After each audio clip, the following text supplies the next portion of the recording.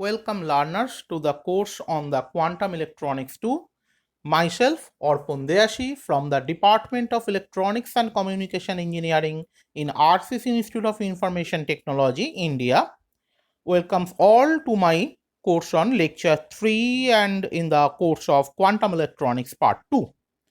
So, if you recall the earlier two classes where I have discussed the foundation of heterostructure and then the formation of a quantum well, then you know that what are the quantum wells, how it is basically formed, how the materials can be deposited stacked by stacked so that you can get the realization of a quantum well. And you also know that the concept of heterostructure, why it is required to draw the Venn diagram of a quantum well. I think you may recall those things, and you may also recall that the two fundamental parameters those are required to draw the Venn diagram are the electron affinity and work function. And once you draw the heterostructure, then I have discussed the classification of the heterostructure, type 1, type 2 and type 3. And later I have said that we have to give more thrust on the type 1 heterostructure, which is alternatively termed as straddling.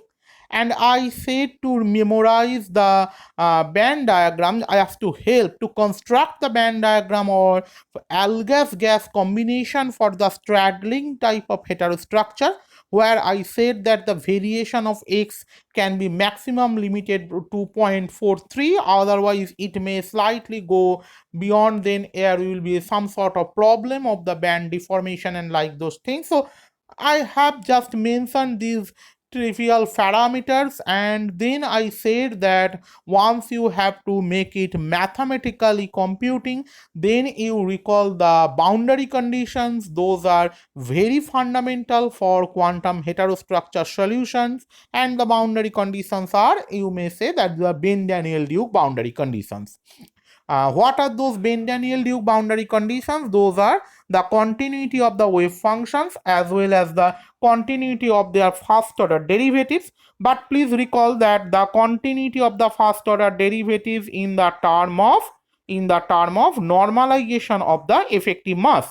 Otherwise, you can't say these things will be continuous. So the effective mass, if you recall again, that will play a very key factor in determining the properties of the quantum structure, because the effective mass is varies from basically material to material, as well as it varies from the point to point inside a material. So at least you have to consider that there will be no free space mass, and the one electron, when it goes from x material to y material, its effective mass changes, whatever minute, but it's basically changes. And in the nanoscale computation, these small changes are very very important when goes for the practical perspective. So these are the very important factors you have to consider once you will go for the actual calculation of the semiconductor nanostructure based devices.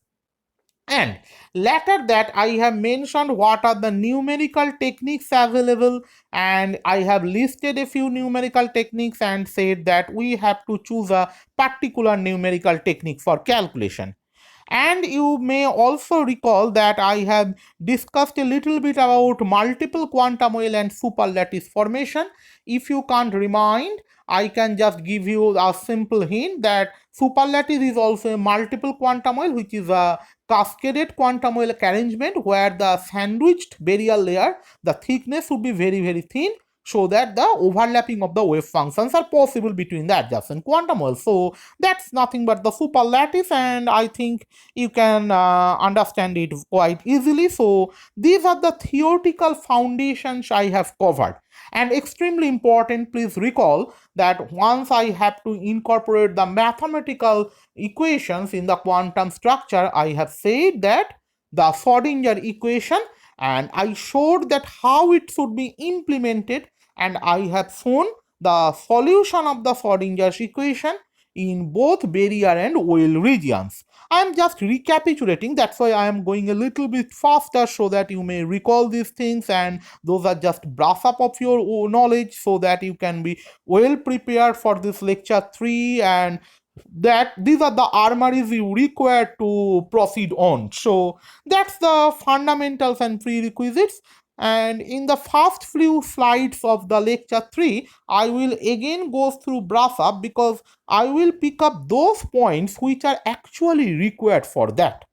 So let me start with a simple thing of say single quantum well. I think you may know what single quantum well is. And what is single quantum well? Single quantum well is, I am sorry, I am just going to the slide of the next, but just say this is a L-gas layer, and I am showing the conduction and the valence band discontinuities and the formation of a quantum well. And you know that gas has a larger band gap than gas, and it's the combination is such that it will form a straddling type of quantum well.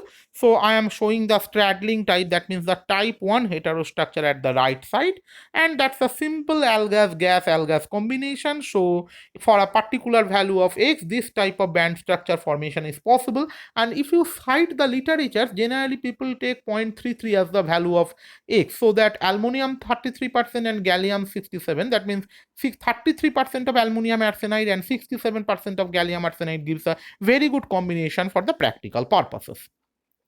Now the question will be why we require mathematical equation for solution of a quantum equation. Actually, what will be our objective? That's the actual point, because the physics should ultimately lead to some sort of application, and we have to find out the electronics and optoelectronic properties of the quantum well structure. Now you will ask the question that what sort of electronics and what sort of optoelectronic properties we have to calculate. That's a very important question, because once I'm just showing these are the small band gap gallium arsenide, and once I am moving here I am showing these are the gas layer. So these are why I am showing it, because it will be required a little bit later on. So just for your understanding, so what will be the properties? Let's come to the first electronic properties. Look, how could you test a device, say for a diode?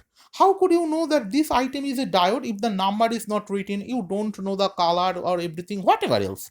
You will just test its IV characteristic, right? And if it is very close to a IV characteristics of a diode, that you will say it's a p-n junction diode, very simple. Or if it matches to a Zener diode sort of characteristics, then you will say it's a Zener diode characteristics. So it's very simple. So ultimately, the familiarization of a semiconductor device fundamentally based on its IV characteristics. And for IV characteristics, that means computation of current. Once you will go to the computation of current of a quantum well device, you will know, and please remind, in that case, we will go for current density, not exactly current term. You may ask you why? Because we are going for a quantum confinement in 1, 2, or 3 directions. For quantum well, it is 1 dimension confinement.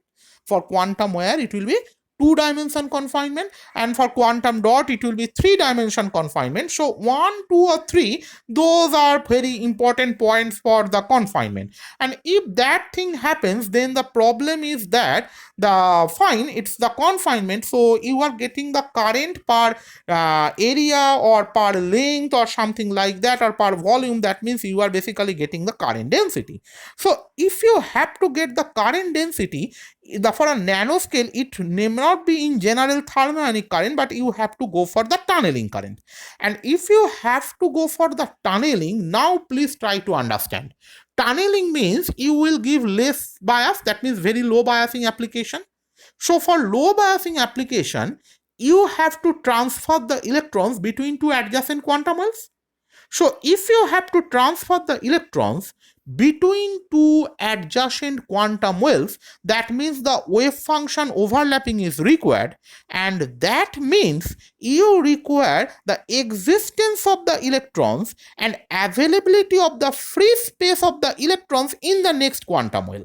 That means you require some solid positions, or say some vacant positions to matter say if you are considering electron wave aspect. If you consider particle aspect, you have to give some proper solid space, whatever aspect you are considering, but you have to give it space to stay. That means you require at least a few eigenenergy levels where the people stay. And look, only one electron can't give you a good amount of current. You require at least a bunch of electrons. So if you require a bunch of electrons in the eigenenergy level, that means you have to calculate its density of states. And density of states, if you know, and eigenenergy level, if you know, how could you know that they will transmit ultimately and gives you current? That means you have to know the transmission properties. And transmission property is such a property, from there you can very easily calculate what are my eigenvalues. So these are the very important electrical properties you have to derive from the quantum wave solution. So what are the properties we will derive in the next 3-4 classes? One will be the transmission coefficient, second will be the corresponding eigenenergy, and third will be the density of states. Now again, electronic properties you can derive, but you have to also establish that these quantum wave devices should be much better than the corresponding conventional counterpart. Conventional means I am talking about the bulk devices. So better to bulk devices in terms of optoelectronic properties also. That means the laser, semiconductor laser or LED or photo detector you are making using the bulk structure, that will give you much better property corresponding to the quantum waves or quantum structures. So quantum confined structures, for in order to establish that, the fundamental property you have to calculate is the absorption coefficient. So, and once you know the absorption coefficient, you have to also find out whether the electrons or the carriers will be allowed to transit between different levels or not, and that probability can be governed by the property is called oscillator strength. So two fundamental optical properties we have to calculate. One is called absorption coefficient, another will be called oscillator strength. So please recall that these 5 properties we will try to investigate in next 4 to 5 classes. After that I will go to the resonant tunneling, current calculation, and so many things, and that will be covered our theoretical computational part of the course on quantum electronics. Once these parts will be covered, then I will go to the specific devices like single electron transistor, high electron mobility transistor, carbon nanotube field effect transistors, and if possible the nanoscale MOSFETs, and so many other things a little bit later on. But these are the properties where the backbone is required and based on which you will calculate everything. So once you know these are my foundations, then you require some numerical techniques to be required in order to develop those things. And what are the numerical techniques? I have already mentioned in my lecture 1 that those are transfer matrix, propagation, variable approximation, perturbation, WKB, FEM, FDTD, and so many things. Now the question is, sir, if there are several things, then what I will choose? Now, a course has a particular objective. What will be the objective? One objective is to make a foundation. Second objective is a quantum-like course go for practical applications, at least towards the direction of research. And as a postgraduate student, you may focus on the nanoscale research. So for that purpose of nanoscale research, what you have to do, you have to find out what numerical techniques can give you the research advantage. And why your research will be accepted? Naturally, if your accuracy will be much better. Please recall the last two things what I am saying, the FEM and FDTD. These two things will go, or these two techniques a little bit, I am sorry, slide is just changed, but these two techniques will give you best accuracy. Because whatever the complex potential structures, whatever the arbitrary configurations, you can solve everything by FEM and FDTD. So that's very good. But you can't go to the top of the monument at once. You have to start from the ground, you have to take the staircases, you have to move on, and ultimately you can go to the top of the ground. So, for that purpose, what you have to do, you have to take those techniques which will work as a staircase. That means you have to go for first principle calculation or initial level, entry level calculation, where the result will not be so erroneous but at least a quite good. Now, the variable method, perturbation method, or the say WKB method, those are tedious and those are not extremely good for accuracy is concerned. Whereas, if you consider the TMT and PMM, that means the transfer matrix techniques and propagation matrix method, those are better for quick calculation, and they will give you at least a reliable sort of result for at least a few particular structures at the initial level. So, for our course, for our coursework, we have to consider the TMT and PMM at the ground level. Once you will go towards FEM and FDTD, you will find out a lot of quality researches available at that time. In the present age, everywhere you search Google, and several journals are available, precisely the IEEE Journal of Quantum Electronics. There are so many quality papers are published. But the TMT, actually, one very known Indian scientist in the domain of optics, he has also carried out a lot of quite good research 40 years before, 30 to 35 years before, in the domain of TMT based quantum structure solution. He is Professor Ajoy Ghatak, and you will find a good number of research papers available in the IEEE transactions. And so those are some pioneering papers, and those are based on the rectangular potential well. Though it is ideal, step function I have said ideal, but at the entry level, just consider the ideal. Later, if time permits, I will show how the algorithmic modification is possible for the triangular or parabolic potential, and if also time permits, I will go to the incorporation of the Ken type band non-parabolicity, that means the modified dispersion equation. Today I will start with the normal parabolic dispersion equation, but later I will show that if the modified dispersion equations are considered, which are true equations for different materials, how basically the graph will be changed from your normal profile. So that will be discussed a little bit later on. So basically what you have to do, you have to optimize between the accuracy and fast calculations, and that's why you can summarize in the form that FDTD and FEM are the better accurate techniques, whereas TMT and PMM are for first principle calculations. So today we start with the transfer matrix technique, that is TMT. And for calculation purpose, I will take the double quantum well structure.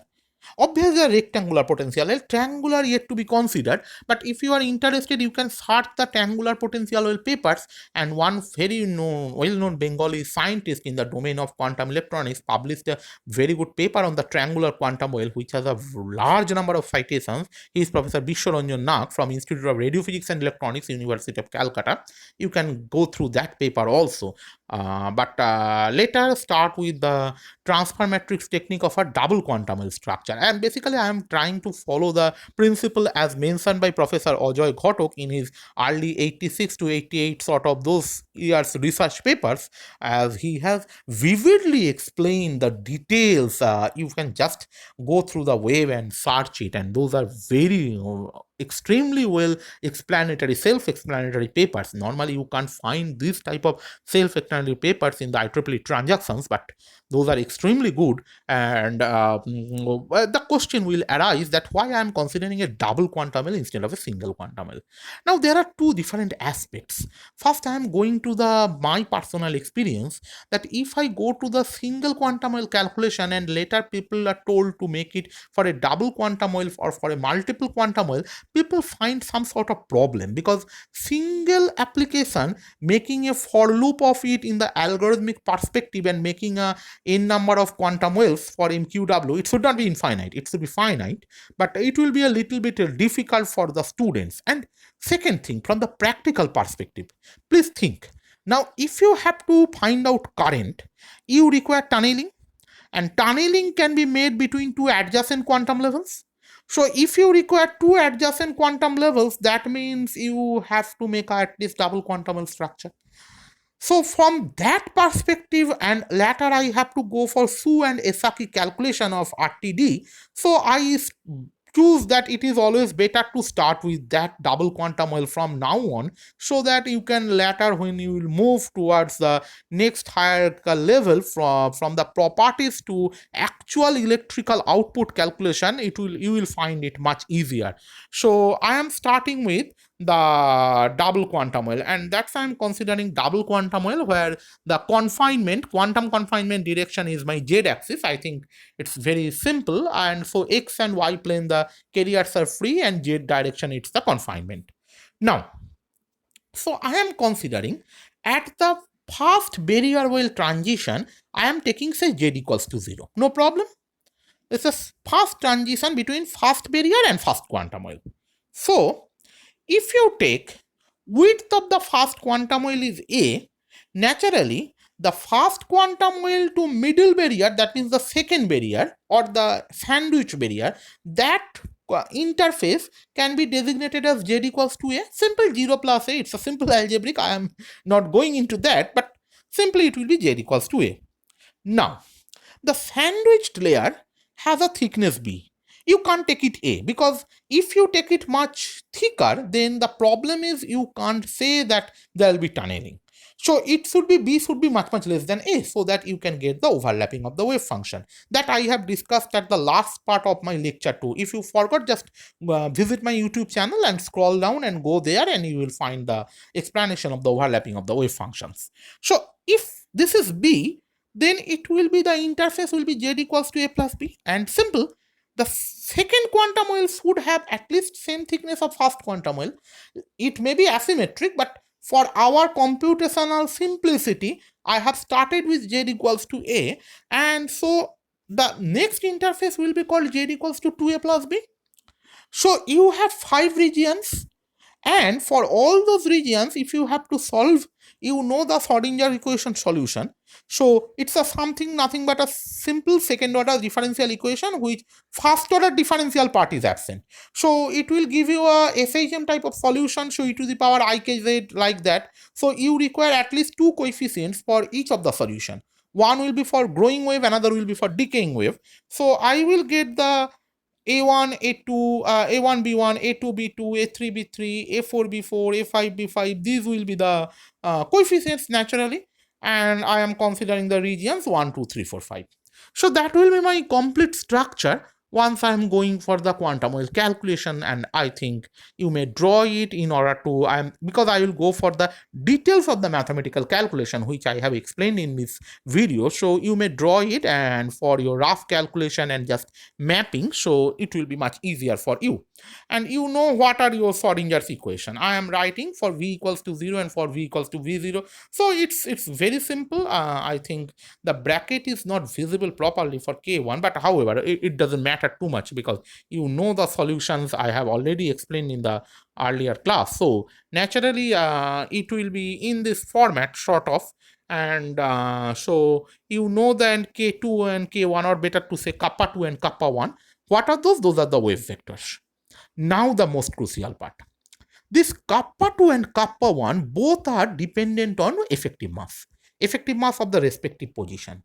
Now please think, okay, for taking granted, if these are the wave vectors, then what will be the solutions of the 5 regions we can very easily write down? And I have just make some right and left shifted, nothing else, because the green boxes are showing the solutions for the barrier regions, and the brown boxes are showing the solutions for the wave regions. So you can very easily segregate, just find out, it can write exactly in the synchronous order. I am just shifting it just to make you understand that these are the wave and barrier region solutions. So simple, it's the known solution. You know the solution of a second order differential equation of a Schrodinger equation. So I am not going to explain why this sort of solution will come. I think it's very simple for all of you. Now the question is, these are two Bendel-Neldau boundary conditions. First one is simple, second one is normalized with respect to effective mass. Now the psi depends on kappa. whatever be the barrier or well region, and kappa is dependent on m star. So it is already a function of effective mass. Now, if you further normalize by effective mass, then dual effect of the effective mass will come into play. I am understandable or not? Please try to think again. Psi is dependent on kappa for any region, and kappa is dependent on effective mass of that region. So, for differentiation of psi, if I further normalize with respect to effective mass, then twice the effective mass effect is introduced in the system. So, for calculation, what we do, we won't go for this twice solution. We will reduce the second equation or second condition to better say in this simpler format.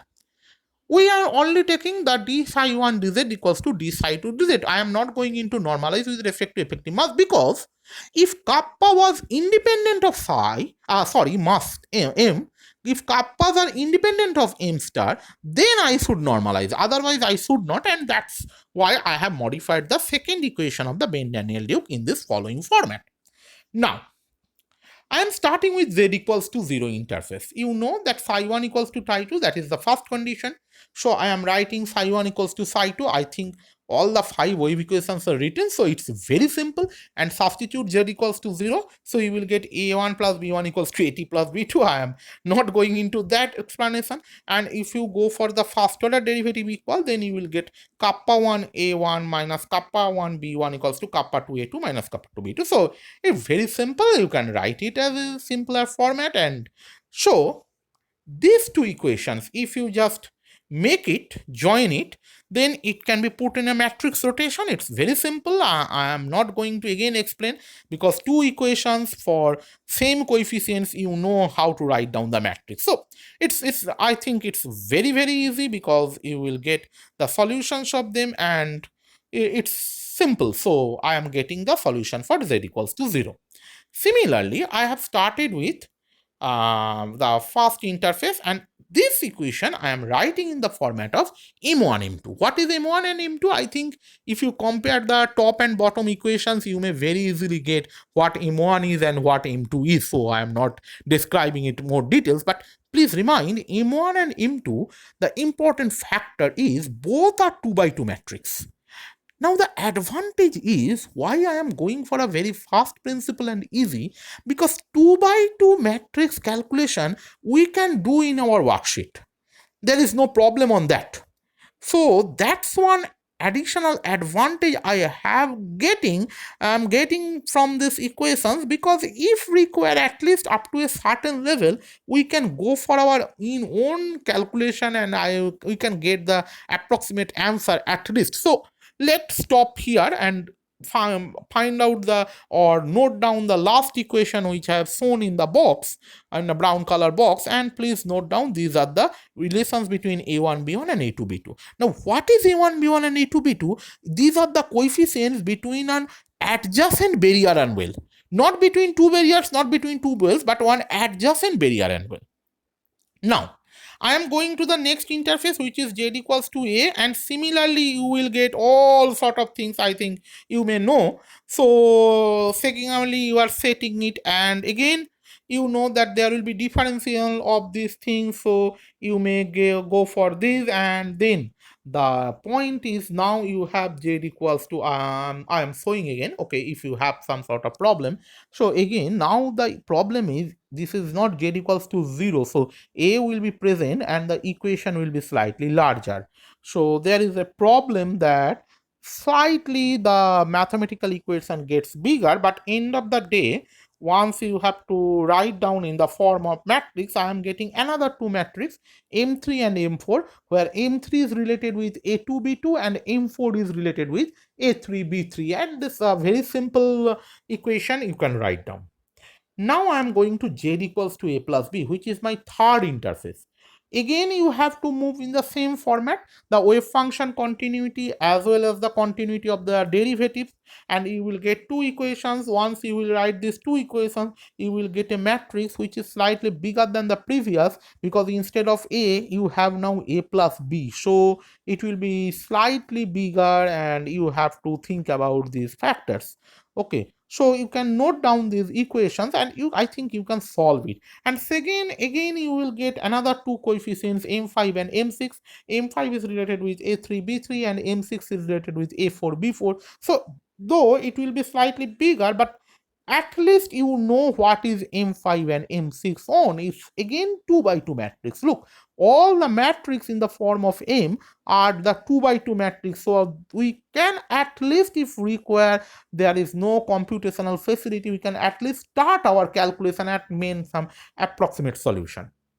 So what will be our last interface? That z equals to 2a plus b and z equals to 2a plus b. It will give you again the wave function continuity as well as their differential continuity, and so that we will get again slightly a bigger matrix, because now instead of a plus b, now it will be 2a plus b. So it started increasing in volume and I am getting m7 and m8. So I am getting 8 coefficients, m1 to m8, all are 2 by 2. And they are related. Look, every equation is related between one adjacent barrier and well, whatever, barrier to well or well to barrier, but it is related between two adjacent layers. That's the most important, because adjacent means you can make the continuity equation naturally. So we are getting 4 box equations at last. And how to get the solution or how to solve these 4 final equations in the actual form. Now, I'm starting with the last equation between a5 b5 and say a4 b4 and so many things. So a4 b4, that is naturally m7 inverse m8 into a5 b5, and there is no problem of m7 inverse into m8 because both are 2 by 2 square matrix, so you can make it very easily. Now m5 and m6, from here you can get a3 b3 as is equals to some matrix into a4 b4, and a4 b4 you have already calculated, so put the value here, you will get 4 m matrix into a5 b5. That means a3 b3 is the sandwich barrier layer. This is related with the last barrier, the outer layer of the device, using this format. Now I am taking the equation just previous to that, and this is the relation between a2b2 and a3b3. Again in the same procedure, a2b2 is related with a5b5. What is a2b2? a2b2 is the first quantum well, the coefficients of solution of the first quantum well. So first quantum well is mathematically related with the last layer. And if I incorporate the last equation which we have got, now a1 b1 is related with a5 b5. Now please look out, visualize your diagram. If you have drawn in your rough copy, it will be much better. Look at your worksheet, please. The a1 b1 are the solutions of are basically the coefficients of the solutions in the input layer, and a5 b5 are the coefficients of the solutions at the output layer. So you are getting an input output relationship with something, so that will be Nash-Young transfer matrix. You know from your control system classes or from your fundamental of the BJT class or your microwave scattering parameter class. So this is nothing but a transfer matrix.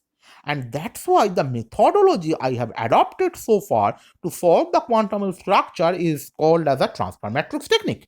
I think it is as simple as that.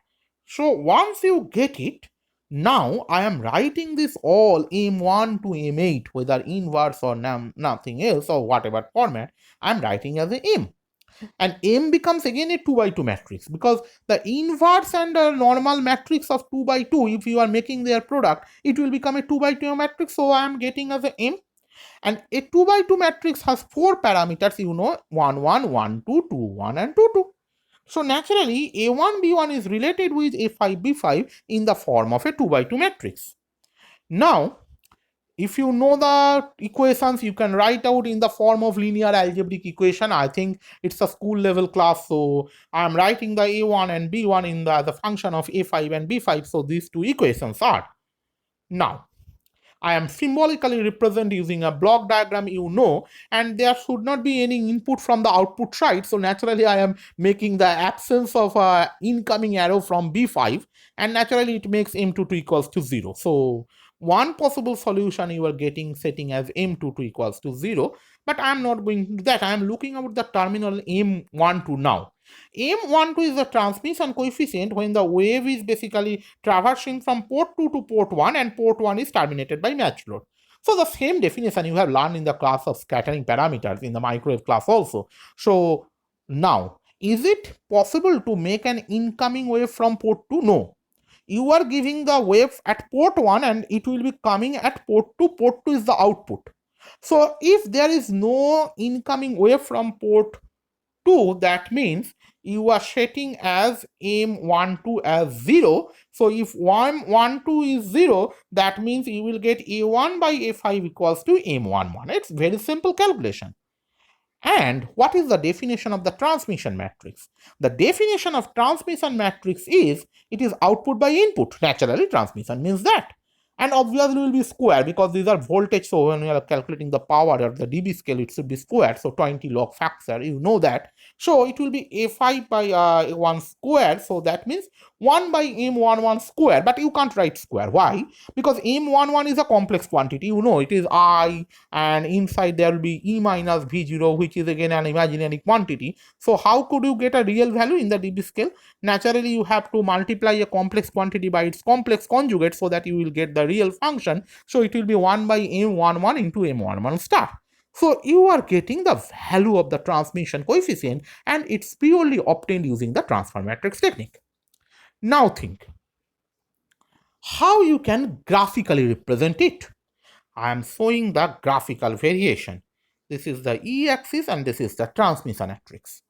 Now, if you write an algorithm, I will discuss algorithm in my lecture 5, I think, because lecture 4 will go for the propagation matrix method, and then I will go for the lecture 5 where I will discuss the algorithmic part as well as band non-parabolicity part and other relevant parameters in that way. So these are my two axes. Now, this will be once you are, look, physically think, once you are going for one scale to another, once both the eigenenergy levels are matched, you will get a transmission, you will get a peak. But again, if you go further above, the eigenenergy levels will be mismatched, so you will be downwards, and again you will go above. So once you are getting one peak means you are getting the first eigenenergy level from the ground side, that means you are getting the value of the E0. Again, if you get another peak, that will be the second eigenenergy level E1. Moving further, you will get another peak, and that will be your third eigenenergy level E2. Moving further, you will get another peak, it will be your fourth eigenenergy level E3. And in that way, people can move forward, and ultimately it will be also flattened out, because higher energy means now carriers have the escaping probability. They won't go for tunneling, they are going towards the ultimate level of quantum well, and there will be no boundness, so they will go for classical transport. So classical transport means T equals to 0 dB, or in the log scale, or in the normal scale, transmission equals to 1. So this will be the graphical variation of the transmission coefficient, where the peaks of the transmission coefficient for this idealized graph will give you the eigenstates. So what is our ultimate objective? At the beginning of the class, we have to calculate transmission coefficient as well as eigenenergy. So from the solution of TE, which is nothing but 1 by M11 into M11 star, if you just plot it, use making an algorithm, make a code, and if you plot it, you will get this sort of profile for characteristics curve. So that's the ultimate realization, because end of the day, from a structure you have to get the current, and if you have to get the current, you have to know the at least energy levels from where this should be aligned, and you will get the current. And naturally the aligned energy levels are the eigenenergy levels, because in quantum electrons can't be met at any points. They will be actually staying, the wave functions will be actually staying in the eigenenergy levels only. So the eigenfunctions and eigenenergy levels, so eigenenergy level, their information is extremely necessary. So if you can plot at least transmission coefficient profile for any quantum mechanical structure, you can get this eigenenergy level. So that's our primary objective in order to get current, and through this transfer matrix technique, we have realized how this eigenenergy level evaluation is possible. But I am solving it for a rectangular potential. Mind, this is point number 1. 1, and I have considered only dispersion dispersion relation, which is parabolic in nature, not in the non-parabolic. That is our point number 2. And also these I am considering the peaks are very sharp, which should not be in a practical cases, because eigen energy is not an energy, it's a band, so it should be slightly wider, but I am not going into that. I am considering eigen energy levels are band. So let's stop here. But in spite of these limitations in our mathematical model, at least we know how the transmission coefficient can be calculated and how the corresponding eigenenergy levels can be evaluated. Once we know this, based on this concept, keeping this aside, in the next class I am going to the propagation matrix method, where I will show another method and the drawbacks of the TMT, which can be solved using PMM, and I can go for the solution and will get the transmission coefficient profile from PMM also. And once I will get the familiarization with the two numerical techniques, then I will try to develop a pseudo algorithm sort of thing, and will show the practical effects like the arbitrary complex potentials and the band non-parabolicity and other factors should be included into the calculation, and we will get the practical solution for that. So thank you for all today, just watching me. If you missed some points, the lecture will be available in my YouTube channel, so go there and find out your requirements. So